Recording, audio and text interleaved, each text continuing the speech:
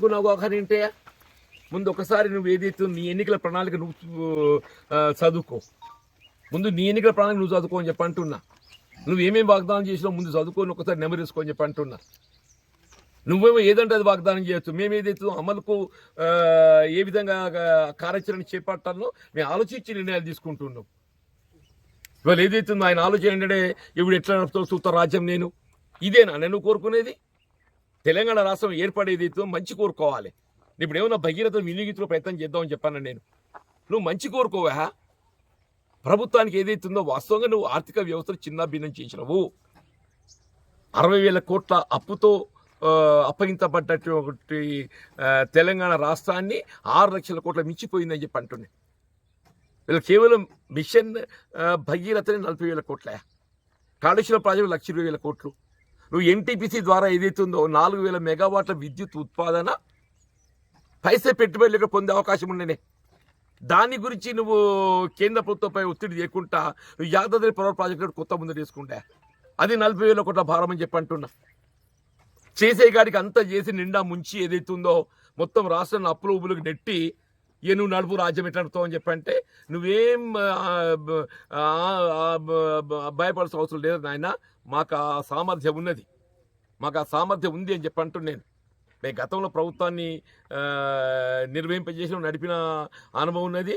ఇవాళ ఆదినం రోషయ్య గారు ఆర్థిక మంత్రిగా ఏ విధంగా ఎదుగుతుందో రాష్ట్ర ఆర్థిక వ్యవస్థను ఇవాళ పురోగతిలో ముందుకు తీసుకోవడం జరిగిందో, బట్టి గారు కూడా ఏదైతుందో ఆయనకు ఉన్నటువంటి అనుభవంతో రాష్ట్ర ఆర్థిక వ్యవస్థను ఏ విధమైనటువంటి ఇబ్బందులు లేకుండా ఇవాళ మేము ఎన్నికల్లో వాగ్దానాలు చేసిందనే కాదు, ఎన్నికల్లో పేర్కొన్న అంశాలు కూడా అమలు చేయాలని చెప్పిన భావిస్తున్నామని చెప్పి అంటున్నా.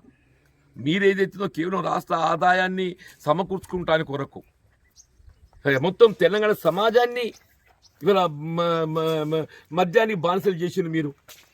8,000 కోట్లు ఉండక ఆదాయం 40,000 కోట్లు పట్టకపోతావే? నువ్వు 40,000 కోట్ల ఆదాయం ప్రభుత్వానికి అనుగుతుందని చెప్పంటే ఆ 40,000 కోట్లు ఒక 40,000 కోట్ల మందు దాన్ని కలపాలి సేవించేది.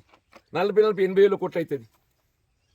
వీళ్ళ మధ్య దళారీలు, కాంట్రాక్ట్ లాభము, ఇవన్నీ కమిషన్ల భాగోత్తము, ఇవో 10-20 కోట్లు లెక్క పెట్టుకో. అంటే నువ్వు తెలంగాణ సమాజం మీద 1,00,000 కోట్ల ఆర్థిక భారం మోపినావు అని చెప్పి అంటున్నా. కేవలం నీ ప్రభుత్వం ఆదాయం సమకూర్చుకోవడానికి కొరకు యావత్ తెలంగాణ సమాజాన్ని మధ్యకు బానిసలు చేసినామని చెప్పి అంటున్నా. ఇలా గౌరవ ముఖ్యమంత్రి రేవంత్ రెడ్డి గారు ఏదైతుందో ప్రభుత్వం ఆదాయము ప్రధానం కాదు, ప్రభుత్వ ఆదాయాన్ని ఏ విధంగా సమకూర్చుకోవాలనో దానిపై దృష్టి కేంద్రీకరిస్తూ ప్రజా సంక్షేమమే ప్రధానం అని చెప్పి అంటున్నా. ప్రజా సంక్షేమమే ప్రధానంగా చెప్పి అంటున్నా. ఈ రాష్ట్రాన్ని ఏదైతుందో విముక్తి చేయాలనే భావంతో చెప్పంటున్నా. మీరు మీకు అనుమతి పొందిన షాప్ ఒకటి ఉంటే దానికి అనుబంధం ఒక 100 షాపులు ఉంటాయి. అనుమతి పొందిన షాపు లైసెన్స్ షాప్ ఒకటి ఉంటుంది, దానికి అనుబంధంగా మినిమం 100 షాపులు ఉంటాయి unlicensed shops, which is called belt shops. నువ్వు ఏ ఊరికైనా పోయి 10 కంటే తక్కువ షాపులు ఉన్నాయా? దీనికి ఎవడు బాధ్యుడు? నువ్వు కాదా? కేసీఆర్ కేటీఆర్ కాదా? నొక్కులు నొక్కుతున్నాడు, ఇంకా సన్నాయి నొక్కులు నొక్కుతున్నాడు. నువ్వు ఎట్లా నడుపుతో చూస్తా అని చెప్పని వాడు చెప్పిన శాతం ఉన్నట్టుందా? కొత్త ప్రభుత్వం నువ్వు దీవించాలి, కొత్త ప్రభుత్వం నువ్వు దీవించాలి. నువ్వు మంచిగా నడుపున ఆయన మా సహకారం అందిస్తావు అని చెప్పని ప్రతిపక్షం చెప్పాలి. అది పోయి ఎట్లా నడుపుతో చూస్తావు నేను ఇదే కోరుకునేది?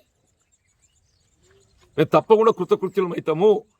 మేము ఎన్నికలు చేసిన వాగ్దానాలకే పరిమితం కాకుండా మేము ఎన్నికల్లో పేర్కొన్న అంశాలు కూడా ప్రజా సంక్షేమం కొరకు ఏది అవసరం ఉన్నా ఆ కార్యక్రమం అమలు చేయడం జరుగుతుందని చెప్పండి.